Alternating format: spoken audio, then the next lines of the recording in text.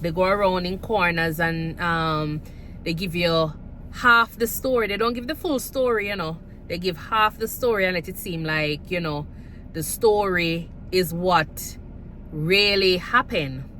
But because it's coming from them who is in higher places than you as a little nurse or the little tech or the little housekeeper, their word says a lot. But really and truly, sometimes they are not speaking the truth.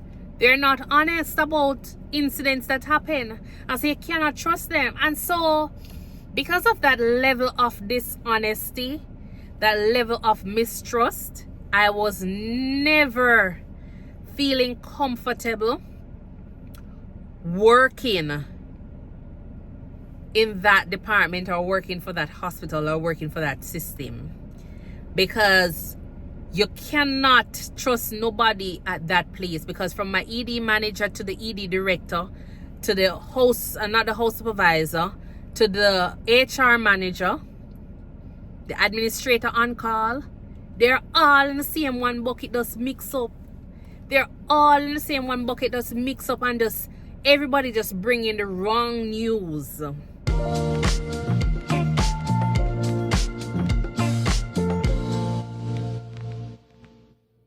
I feel like I didn't really need to be in the emergency room anymore, because I just don't know if I'm actually going to be able to function, carry my duties as I'm supposed to, because now my manager is going to tell me that I'm calling the floor too much, which is the weirdest thing I've ever heard. So either way, I was just there, and so I went home after the evaluation, did everything, and then I write up my resignation. You know, I always have my resignation ready just in case I decide that, you know. So I wrote up my resignation and made it a little bit more official, and then after I did that, I went ahead and I reached out to one of my supervisors. I sent the email to all my supervisors at the time, my manager and the ED director at the time, to let them know that I am resigning. You know me, thinking that I've been a good girl, I've been working so hard. I thought that, you know, at least I would get an email to say, I received your email, I'm sorry to see you go, or something like that. Not necessarily say sorry to see you go, but I thought I was gonna get something to say email received or resignation letter received. It has been 1 month and almost a half, and to date I haven't heard anything from my managers regarding my resignation letter that I sent to them, which is very sad. It is the saddest thing I've ever heard of, you know. It's just sad for them as a manager, because I know that as a manager, this is not how management is supposed to be operating. We are behaving as though we're the pettiest of people. You know, we don't know how to act mature. Put away the childish feeling. I hurt your feelings because what? I resign a day after you give me a thumbs up, or I resign a day after you tell me about my disciplinary action. I didn't want to be like disciplined because of some things that you thought I was doing, so I resigned because I'm not going to take that on my record. So you're in your feelings about the whole thing, and so you didn't respond to receiving my resignation letter. That's fine. Either way, my countdown for my resignation is 14 days, and my 14 days would have started that day. I sent in a report regarding the AOC and the letter she wrote, because I wanted to know, you know, highlight the situation a little bit more as to why I'm actually leaving. And so I put in the report, the incident report. I made it an effort to ensure that I show for work, because I wanted to see if they were going to talk to me about it, or try to find out a little bit about what was happening, or why this, you know, ethical dilemma was happening. You understand? But what happened is that the Saturday when I was at work, I realized that the incident report has been reviewed, and it was reviewed by the same person who I was actually reporting. Yes, it was reviewed by the same person that I was reporting in management. And I'm like, this is strange. So I got some advice from someone who says, go ahead and send it to this person. Because I was asking for some information and I was guided appropriately. And I went ahead and decided that, seeing that this person is reviewing it, which I think it's a dilemma, that's just not right, I thought somebody else need to look at it. And so I went ahead and I sent it to the HR director, HR manager, with the hope that that's HR. But it was at that time I realized, no, that HR no really business with nobody. HR only care about protecting the face of the hospital, the brand, the name of the hospital. You understand? That's all HR is all about, protecting the hospital. It's not about protecting the staff. It's not about the staff any at all. And that's fine. So my 14 days had started counting down, and I was just there doing my thing, showing up for work just the same. You know, every day you show for your work, you count down. You work 3 days this week, you count down. You work 3 days next week and you count down. The final day, I wasn't feeling so well, so I said to a colleague of mine, I don't think I'm going to be coming in tomorrow, but just in case, I might show up. Remember, this has been 14 days now. I've been working and doing everything that I was supposed to be doing. It has been 14 days. Or no, it wasn't 14 days. It was getting closer to my 14 days, because my 14 day was going to be on days that I requested as off day from the initial months when we were putting in the application for shifts. So at that time, I had no intention of resigning, because all of this cascas or all of this foolishness or all of this mess wasn't there at the time. You understand? And I'm talking about the mess with the AOC, the administrator on call. All of this mess, the lies, you know, prettying up things to make it seem as though it is what it is. No, all of this wasn't there at the time. And so I had requested the time off, so I'd gotten it granted. So technically, even though my 14 days would have, like, say, for example, be ending on the 14th of March or April, my last day of work would have been the 9th, because I had requested those days because it's my weekend, and then I had requested a Tuesday because it was gonna be, you know, whatever happening. So anyways, it turned out that I was there, and I had said to my colleague that I don't think I'll be coming in because I was just having this headache. And the headache stemmed from, yes, I'm always struggling with headaches, and I'll tell you about that in another video. But my headache stems from the fact that I had seen where my incident report was now being closed by the same person that I'm reporting, the same person who I reported on. She was the one who reviewed it, and she was the one who closed the case. And nobody had said anything to me. Nobody said to Stacy, what was happening? I saw you put in a report of this and whatever. Nobody said anything to me. So I was just sad about the whole situation, because I'm like, I'm not thinking that this should be the way that this should have been handled. So I was having a headache because of that. Or let's just say that worsened my headache. So I never had any feeling of coming into work for my final day. And to be honest, how many of you guys, if you're leaving your job, who even show up for the last 2 days? Who even work for the last 14 days? Because I know that some persons will definitely call out sick, take paid time off. They will take a bunch of different leave of absence or whatever it is just so that they don't show up for work. And I've been showing up for all of my shifts. And then now I got a call from HR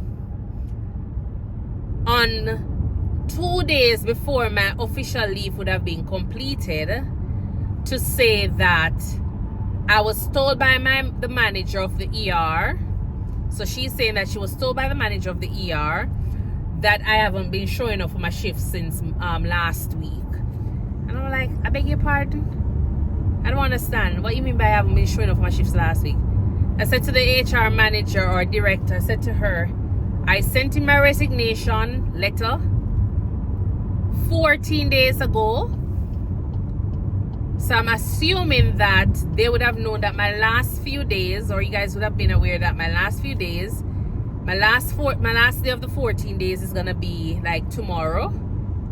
And I haven't missed any day at work except the last day, which was like yesterday. And I was like, she's like, you haven't missed any day? I said, no, I missed only yesterday, and that's it. That's the last day of work. So I don't understand what was this call regarding. She's like, okay, she's gonna call back the ER manager and then get back to me. I tell you, people, when you talk about HR manager no call you back, them no call. So it turned out that after I said that to her, she said she was gonna call back. She was gonna get in contact with the manager and then get in contact with me. So I'm like, okay, no problem. It turned out that I was there waiting. If wait could have killed man, would have dead long time. Because I was just waiting in vain for an update from HR. Up to this date, I haven't heard anything from HR. So I sent HR, because she called me on her personal line. I saw her name come up and I called her back. She didn't answer. I texted her. She didn't respond to the message, because in the message I did make mention that I was just following up on my email that I had sent out a few days ago, as well as I was following up on what my manager was saying regarding me missing a work. Oh no, Stacey can't hear nothing. Come back from HR manager. Stacey not hear from the ED director. Stacey not hear from the ED manager. Stacey not hear from the COO. Stacey not hear from nobody. All the people them that I tagged in this thing, the ethics compliance department, clinical director, coordinator, none of them no respond. Not one, because I basically show up and show them another side of what some of our administrators are all about. Some of our administrators are dishonest. They don't talk the truth. They go around in corners and they give you half the story. They don't give the full story, you know. They give half the story and let it seem like, you know, the story is what really happened. But because it's coming from them who is in higher places than you as a little nurse or the little tech or the little housekeeper, their word says a lot. But really and truly, sometimes they are not speaking the truth. They're not honest about incidents that happen. And so you cannot trust them. And so because of that level of dishonesty, that level of mistrust, I was never feeling comfortable working in that department or working for that hospital or working for that system, because you cannot trust nobody at that place. Because from my ED manager to the ED director to the host, not the host supervisor, to the HR manager, the administrator on call, they're all in the same one bucket, just mix up. They're all in the same one bucket, just mix up, and just everybody just bringing the wrong news. They're not bringing the story as is. They're not bringing it right across the board and be consistent. And so I never wanted to be a part of that organization anymore, because I never felt comfortable. You know, I just feel as though I was going to be a target, because I felt like I was being a target. Because one, out of everybody in the department that day, the AOC look at me to say that she never liked me. And it's based off of the fact that she had a conversation with the relatives and she feel the same way about it. You understand? She never had any conversation with me, but yet still she know that there was an energy in the department. Like, what kind of energy she talking about? Like, the department was so quiet, so I don't even know what kind of energy. She bring the energy into the department, because she bring the energy and she go in the room, close the door, and when I tell her, so she come out looking very, very hot. All the energy was in that room. You understand that? Hence why we were questioning what was happening. And so I just never trust them anymore. I just never wanted to work with, I don't want to be working with anybody where I'm going to be sitting down and watching over my back. Like, you know, I'm wanted for something. That's not what I signed up for. I wanted to work with people who are honest and are going to be true, and persons who are going to advocate for both their patients and their team members. You know, persons who are going to listen to both sides of the story and not be one-sided. Persons who are going to be there when you need them, you know, because until now I can't even get a chance to talk to HR. I can't get a chance to HR. Do I need to talk to HR right now? No. Would I want to talk to my HR manager or my ED manager right now? No. Colleagues that I work with, they were wonderful people. I enjoy working with them, and it had nothing to do with them, you know, with me leaving them. It had nothing to do with them. It was because of that one situation. It all boils down to the level of trust you have with that person. All right, so that was it, but I will tell you a little bit more as we go along on different, you know, topics. Just please remember to like, share, subscribe, and if you have any questions, please remember to leave them below and share your thoughts on the topic. You know, let me hear what you would have done in any situation. If you had been in a situation before like this, what you would have done or what you did.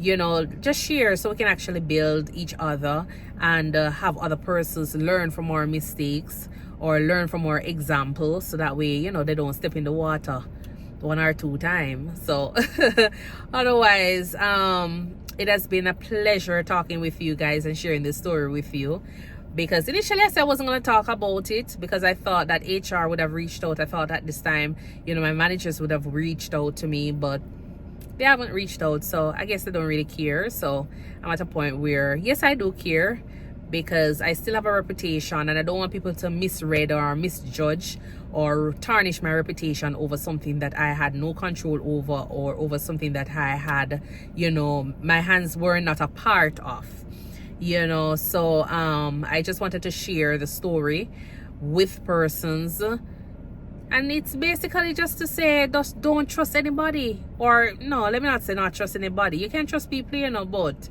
still keep them at an arm's length, because sometimes you don't really know the persons you're working with.